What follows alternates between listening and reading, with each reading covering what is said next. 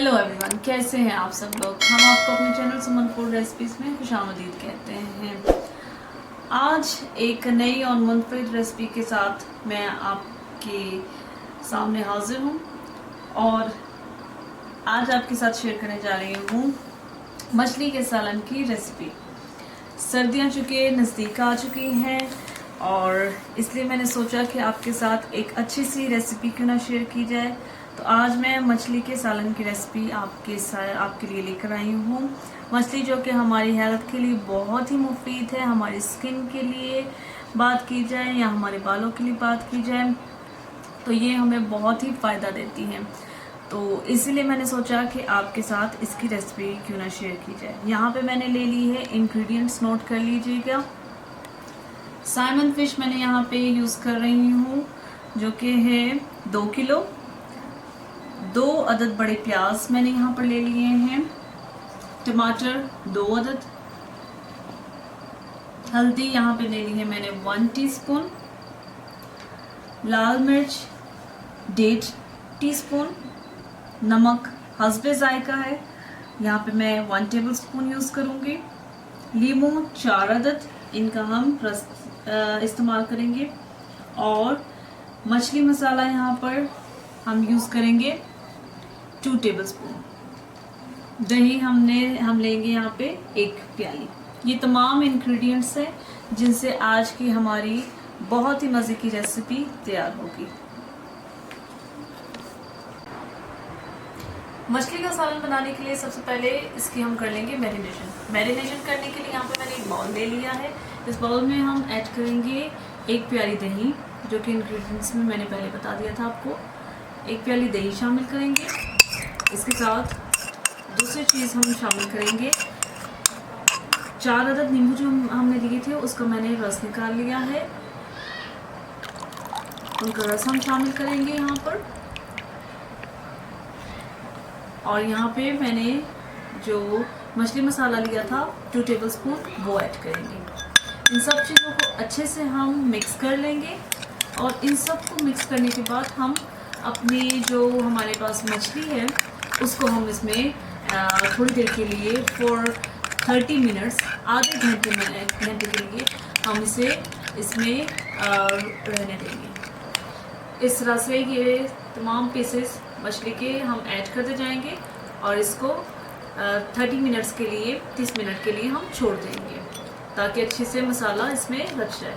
यहाँ पर 1 cup oil मैंने ले लिया है और इसमें हम प्याज ऐड करेंगे।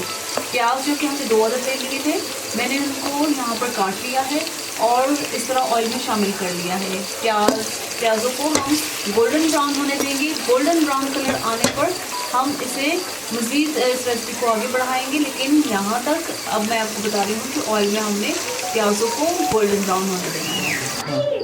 जी, तो यहाँ पे प्याज जो है वो गोल्डन ब्राउन हो चुके हैं और गोल्डन ब्राउन होने पर मैंने इसको इस तरह से ऑयल से निकाल लिया है। निकालने के बाद हमें क्या करना है, हम यहाँ पे ग्राइंडर को यूज़ करेंगे। और ग्राइंडर में मैंने पहले से टमाटर डाल लिए हैं, जो हमने 2 अदद दिए थे, मैंने उनको छोटे छोटे स्लाइस करके डाल दिया है। और टमाटर को और प्याज को अब हम इनको इकट्ठा जो है वो ग्राइंड कर लेंगे। थोड़ा सा पानी डालेंगे और इसको ग्राइंड कर लेंगे। अब यहाँ पर उसी ऑयल में जिसमें हमने प्याज फ्राई किए थे, उसी प्याज में हम थोड़ा सा डालेंगे। 1 से 2 मिनट होने के बाद यहाँ पर हम टमाटर और प्याज का जो पेस्ट था जो मैंने ग्राइंड करके वो ऐड कर देंगे और इसको पका लेंगे।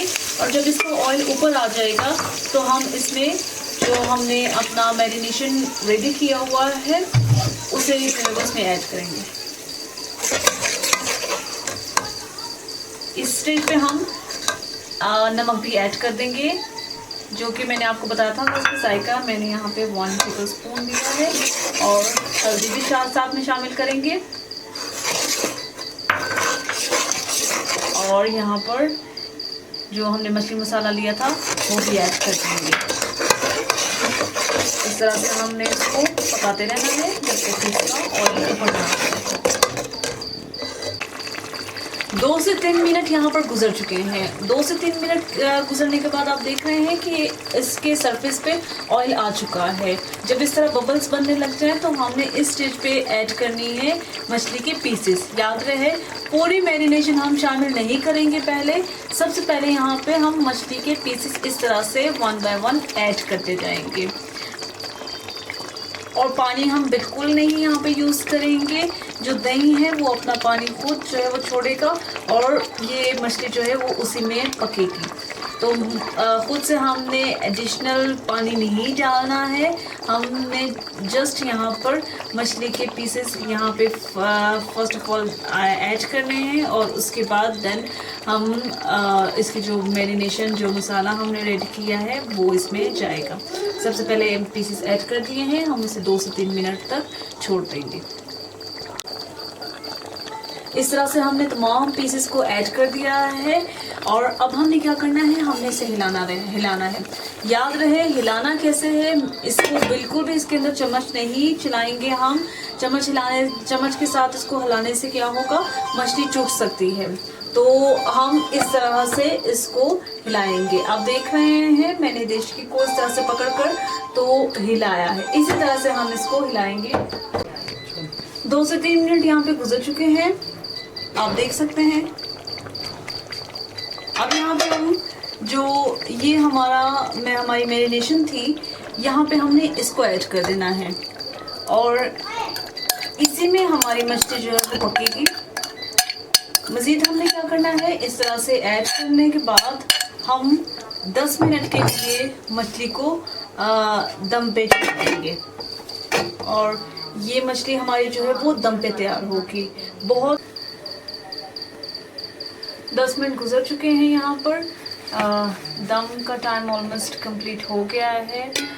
अब मैं आपको दिखाऊंगी इसकी फाइनल लुक, डिश आउट करके भी दिखाऊंगी, लेकिन ये फाइनल लुक है यहाँ पर कि मछली जो है वो अच्छी तरह से पक चुकी है। आप इसका लुक चेक कीजिए, इट ऑलमोस्ट डन।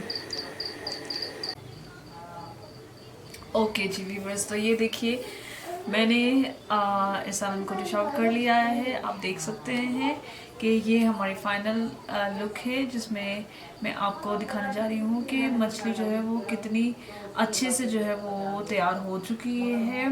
ये बहुत ही यूनिक सी रेसिपी है जो मैंने आपके साथ शेयर की है। आपने इसे ज़रूर ट्राई करना है और मुझे बताना है कि कैसी बनी है। ये मैं यहाँ पे आपको दिखाने जा रही हूँ कि मछली अच्छी तरह से पक चुकी है।